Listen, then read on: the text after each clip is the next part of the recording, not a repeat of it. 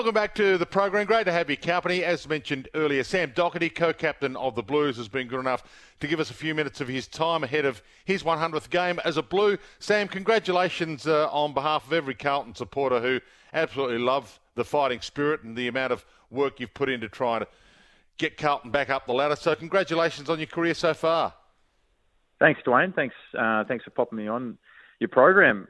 It's obviously been a bit of a journey, but pretty proud moment to be able to write my name up in the locker this week, which is something I've been dreaming on for a fair while now.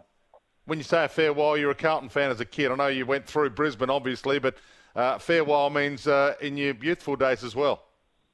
Yeah, obviously growing up a Blues fan always adds another layer to it, but especially I think when any player walks into a footy club, one of the things that they look at straight away is all those names on their lockers and how to get onto it. And it's definitely something that I did as soon as I walked into the club is seeing the names. And I've always just dreamed of just being able to put my one up there with them. So, obviously it's just a number of games, but the significance from a history point of view at the club is always something you'd be very proud of when you finish. We can talk about your dark times, for an hour, getting over your ACL injury and knee problems you've had and going through Brisbane. I'd rather talk and spend some time on the future. How bright is it, do you think, for the Blues at this point in your career when you're 27 years of age? Are you seeing some bright light at the end of the tunnel now? I think that what we're showing as a group is a group that's really hungry to be a better footy side. And obviously we haven't been up anywhere near the point of the ladder where we want to be. And we've got a lot of guys that are really hungry to be able to do that. And they're all coming into the age where you really start playing a consistent brand of footy. And I'm probably on the top end of the age bracket, starting to get up there now. But it's exciting. It's been a lot of hard work put in by some of the older guys at the footy club to try and drag this young group to a point where we can start consistently performing. And we've seen through this year, although we didn't start the way we wanted to, I think we're getting back to the brand of footy that we want to play long term and something that we feel like will hold up in finals time. So the outside expectation is that you guys should play finals this year. I presume the inside expectation is pretty similar.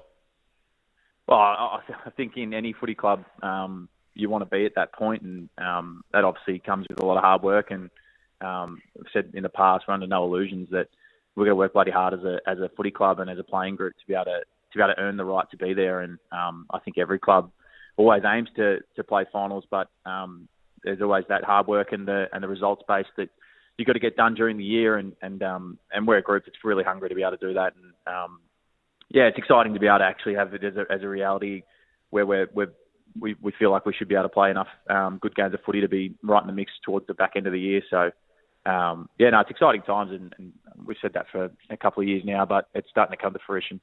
Is this the clearest, perhaps, that your belief that your best is good enough? I'm not sure what you thought in previous years, but is this exactly what you're believing now, that your best is good enough this time for the first time in a while?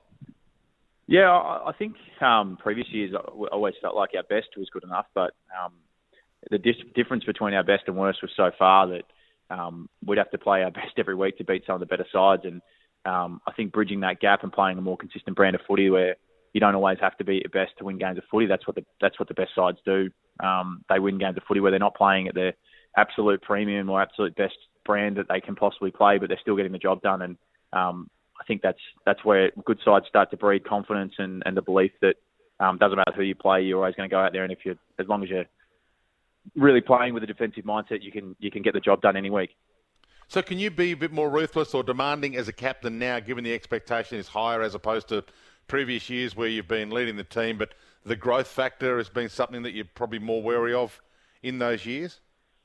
I don't think much changes, to be honest. As a leader, you lead with your own style, and there's obviously the group's in a position where expectation on each other and individually is higher than it's ever been due to being further into our career as a group. And I think there's a better understanding of who we are and the way we want to play our game, and which allows guys to be able to challenge each other, not just from a captain to other players, but player to player. And I think the demand that we have on each other is really good, and I think we're figuring out the brand that we really want to be able to play, and really starting to believe in that, and starting to really nail down what it looks like. And the last couple of weeks has been closer to where we want to be as a group, and with the challenge is, like any footy club, is to consistently do that over another 18 weeks or so. So that's what's ahead of us, and we're pretty excited for this week's game against Port Adelaide, who's one of the premiership contenders and premiership favourites, and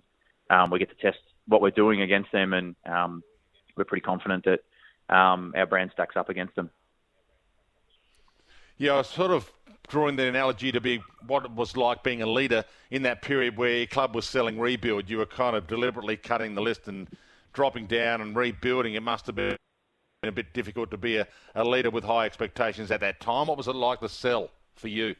Yeah, well, it's funny that as much as the messaging externally is on rebuild, I think as a leader it's always been on performance, and it doesn't matter really what group you have. You're trying to drive that group to best perform to its capabilities, and that's what I was saying. It doesn't really change. It does change from a personnel point of view, who's in the footy club, but we've always been trying to drive this group to be winning games of footy, and as much as there's external messages that go out in terms of rebuilds or whatever, youth path or whatever it is outside of that, as a leader, you're more focused on the week to week and how you can get the group that you've got to win games of footy, and we've been trying to drive that for a number of years now, and that's why, in a sense, it doesn't change. We've just got a different group that has changed from last year that we're driving to get as far as we can this year.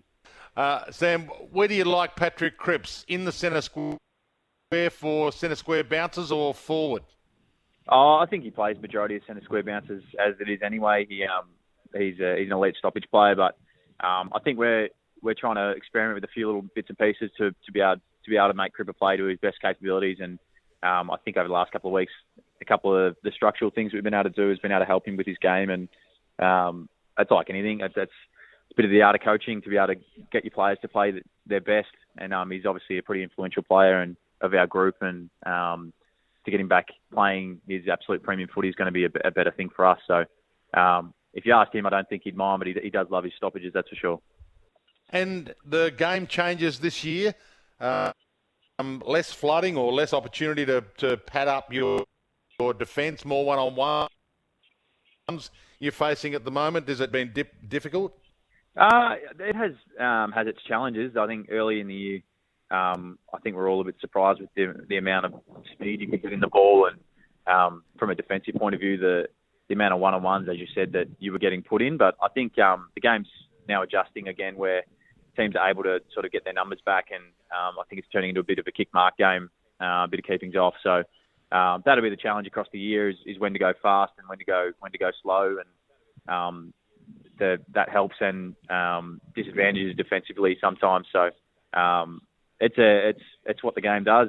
Once something gets brought in, everyone goes to try something, and then you figure a way out, and then everyone tries to figure out a way to beat that. So no, it's the exciting thing about footy. It's always growing, it's always developing, and we're still probably figuring out exactly what the best mode of ball movement across the league is, not just us. So we feel like we're going pretty decent at the moment, but you can see teams that go really slow are really battling to get out of their back half. So it's the exciting thing that the man on the mark rule has brought in. I didn't think it'd have this much change in the way we play the game, but it has presented some challenges and some opportunities, definitely. And I know you've got to go. You've got a couple out against Port, but they've got a couple out too. It's a nice test for you. Yeah, it's an awesome test. As I said before, they're an awesome side, and we want to test ourselves against the best in the competition. And Saturday night at the G is always a great one, and hopefully all our fans can get down there and really create the atmosphere that they get at their home games for us. And I'm sure our passionate fans will do that. And we're bloody excited to get back out there and compete and enjoy what we can against the power. Sam, great to have you. Congratulations on your 100th game for the Blues, and we'll talk soon. Thanks, Wayne. Thanks for having me. Sam Docherty, Carlton co-captain. Carlton membership day on SEN. Buy 3 games and access 6. You can also get your tickets for Carlton v Port Adelaide, which is 7:25 Saturday at the MCG through Ticketek at ticketek.com.au. Take a break. A few of your calls next.